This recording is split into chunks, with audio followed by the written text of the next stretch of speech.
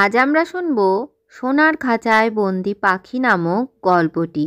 শুরু করা যাক তাহলে। অনেক দিন আগে কোনো এক জঙ্গলে এক বুলবুলি পাখি বাস করত। সে খুব ভালো গান করত, কিন্তু তাকে কেউই দেখতে পেত না।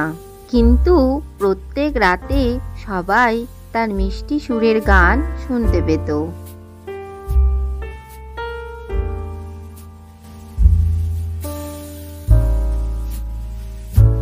এমনকি সিংহ, যে জঙ্গলের রাজা, সেও তার গান খুব পছন্দ করত।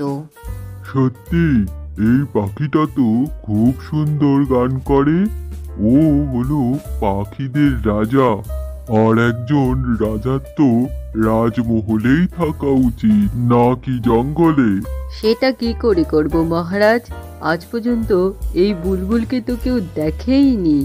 এটা হতেই পারে না। তুমি যাও, পেঁচাদের গিয়ে বলো, ওরা নিশাচর প্রাণী, ওরা ওকে ঠিকই খুঁজে বার করতে পারবে। ঠিক আছে মহারাজ।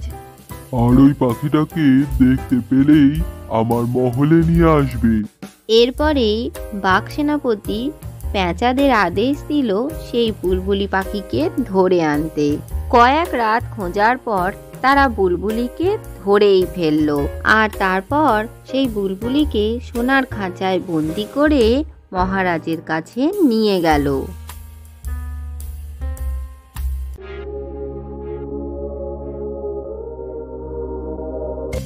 বন্ধুগণ, এই পাখি আজ থেকে আমার মহলেই গান গাইবে, জঙ্গলে নয়। আমার মহলই ওর থাকার জন্য শ্রেষ্ঠ জায়গা।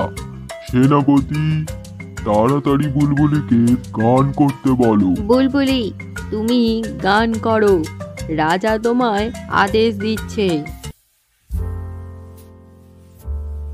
বুলবুলি, যদি তুমি গান না গাও তাহলে তুমি শাস্তি পাবে।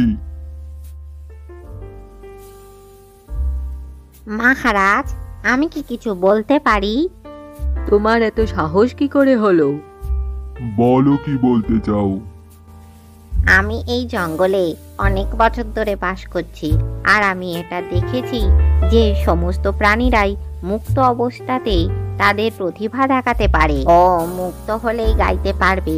যদি ওদের বন্দি করে রাখা হয় তাহলে ওরা গাইতে পারে না। এটা আপনার আদেশকে অমান্য করা নয়, এটা প্রাণীদের স্বভাব। তুমি কি বলতে চাইছো? বুলবুলিটা এখন গাইতে পারছে না কারণ ও খাঁচায় বন্দি। যদি আপনি ওকে মুক্ত করে দেন, ও আবার গাইতে শুরু করবে। অবশেষে রাজা এই কথাটা বুঝতে পারলো আর বুলবুলিকে ছেড়ে দিল। তারপর ও জঙ্গলে দীর্ঘদিন গান শোনাতে লাগলো, আর সবাই ওর মধুর কণ্ঠ শুনে খুবই আনন্দ পেত। আজকের গল্প থেকে কি শিখলে বাচ্চারা? আমাদের কোনো শিল্পীর কাজের মধ্যে হস্তক্ষেপ করা উচিত নয়। ভিডিওটি ভালো লাগলে চ্যানেলটিকে লাইক ও শেয়ার করে সাবস্ক্রাইব করে দিও।